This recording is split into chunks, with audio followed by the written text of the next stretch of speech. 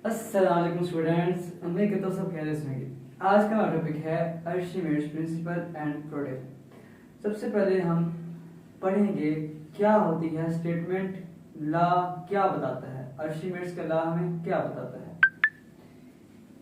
When an object is totally or partially immersed in a liquid, जब एक object जो है वो टोटली मुकम्मल तौर पर और पार्शली या फिर हाफ इमर्स्ड डूबा हुआ है इन अ लिक्विड के अंदर, एंड अपथ्रस्ट फोर्स तो उछाल की फोर्स लगती है ऑन इट इसके ऊपर equal to the weight of the liquid, जो कि बराबर होती है उस पानी के वजन के जो वहां से डिस्प्लेस होता है।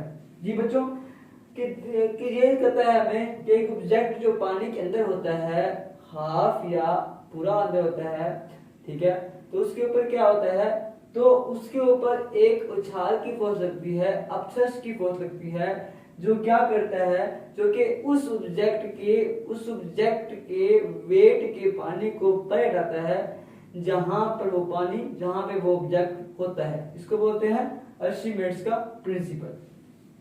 जी बच्चों, हमने पढ़ी स्टेटमेंट, अब हम करते हैं इसकी डेरिवेशन। इसकी डेरिवेशन बड़ी इंपॉर्टेंट है, जरा गौर से इसको सुनिएगा बच्चों। एज प्रेशर फार्मूला, जिस तरह से हमें पता है प्रेशर का फार्मूला क्या होता है, सबसे पहले हमारे माइंड में प्रेशर की तारीफ आती है, डिफाइन आती है। प्रेशर होता क्या है, force per unit area is called pressure.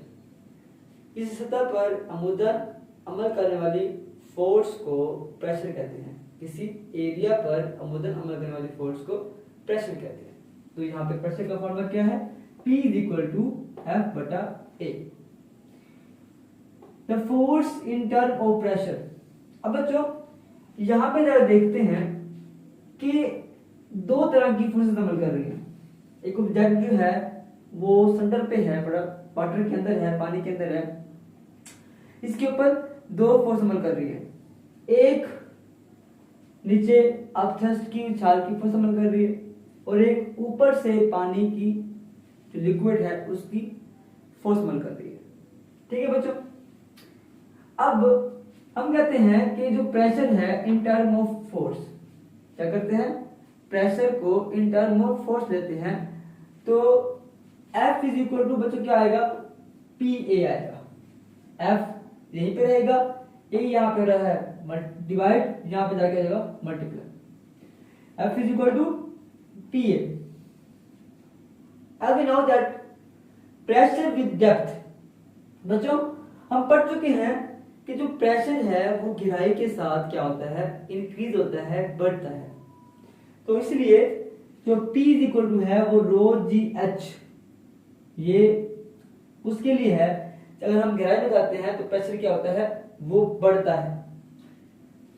अब बच्चों हमने यहाँ पे कंसीडर किया हुआ है कि हमारे पास क्या है, एक सिलेंडर है। क्या है बच्चों, एक सिलेंडर है। इस सिलेंडर के अंदर एक ऑब्जेक्ट है जिसका एरिया A है। जहां पर पानी है, पानी से लेकर इसका जो ऊपर वाला एरिया है वहां तक जो फासला है बच्चों वो H1 है, और बाकी जो इस जिस्म का, इस ऑब्जेक्ट का जो लेंथ है, ठीक है, जितनी इसकी लेंथ है उसका जो फासला वो H है। और P1 से लेकर P2 तक, प्रेशर P1 से लेकर प्रेशर P2 तक, मतलब स्टार्ट वाले पानी से लेकर जहां तक ऑब्जेक्ट है पड़ा वहां तक का जो फासला है वो क्या है, H2 है। ठीक है बच्चों, consider a cylinder and object whose area A which is in water of cylinder। हमने एक सिलेंडर कंसीडर किया, उसके अंदर एक ऑब्जेक्ट है whose area A, जिसका एरिया क्या है बच्चों, इसका एरिया A है, which is in water of cylinder, जो कि पानी के सिलेंडर में है। The pressure exerted at top of the object P1।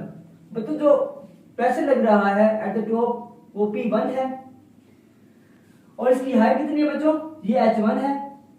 जो टॉप के ऊपर, जो इस ऑब्जेक्ट के ऊपर लग रहा है प्रेशर वो P1 है, उसकी हाइट क्या है, H1 है। And bottom of the object pressure जो यहाँ इसके बॉटम पे लग रहा है, इसके नीचे जो लग रहा है प्रेशर, वो क्या है, वो P2 है, और हाइट क्या होगी बच्चों, H2, मुकम्मल हाइट।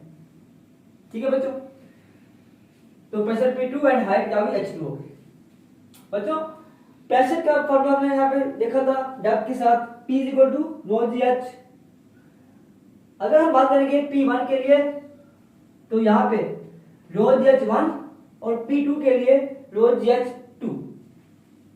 P1 के लिए रो डेंसिटी GH1 और P2 के लिए प्रेशर P2 के लिए रो GH2।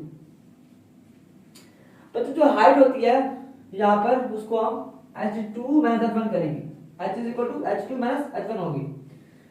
अब जो फोर्स वर्क कर रही है, the force exerted by pressure at top of one, जो इसके टॉप के ऊपर जो फोर्स लग रही है वो क्या है बच्चों, वो F1 है, और जो फोर्स लग रही है, एक्सर्ट कर रही है नीचे की तरफ से, वो क्या है बच्चों, वो F2 है।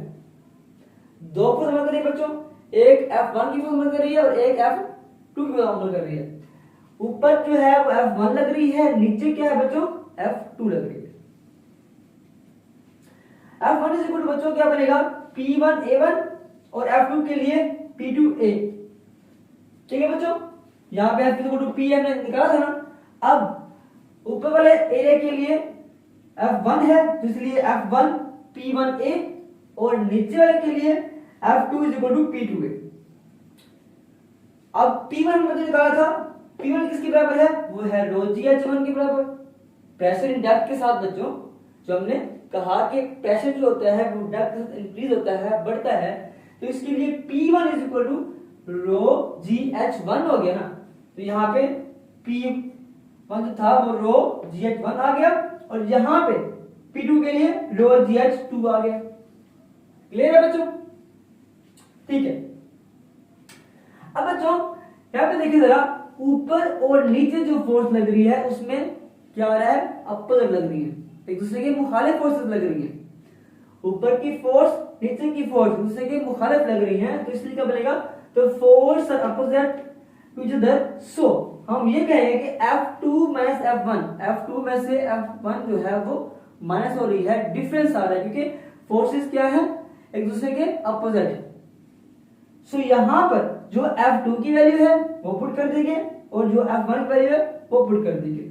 F2 जो है बच्चों वो है रो GH2A माइनस रो GH1A, और यहाँ पे मुझे कॉमन निकल रही है, जी निकल रही है, रो डेंसिटी G और जो A है वो कॉमन निकल रहा है, हमने निकाल लिया। अब यहाँ क्या बचा बच्चों, H2 माइनस H1 बचा। हमने क्या कहा था बच्चों कि H2 माइनस H1 किसके बराबर होता है, हाइट H के बराबर होता है। किसके बराबर होता है बच्चों, हाइट H1 के बराबर होता है। तो यहाँ पे H आ गया।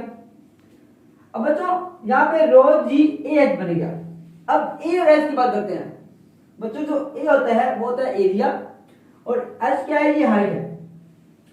बच्चों अगर आप अपने माइंड में एक फार्मूला रिकॉल करें वॉल्यूम का, कि volume is equal to length जरा ब्रेड्थ और multiply height, length multiply breadth multiply height.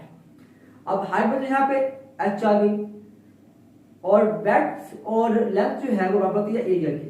तो यहाँ पे AH is equal to B के बराबर है वॉल्यूम के, तो volume is equal to A cross H। तो जहाँ पे AH है वहां पे V आ गया। तो बताओ ये जो F2 माइनस F1 है वो कौन सी फोर्स है, ये है अपथ्रस्ट की फोर्स। तो अपथ्रस्ट की force is equal to rho GV। ये है आर्चिमेड्स का सूत्र, जो कि जिस्म को ऊपर तराता है। ठीक है बच्चों, उम्मीद करता हूं आपको इसकी समझ आ गई होगी।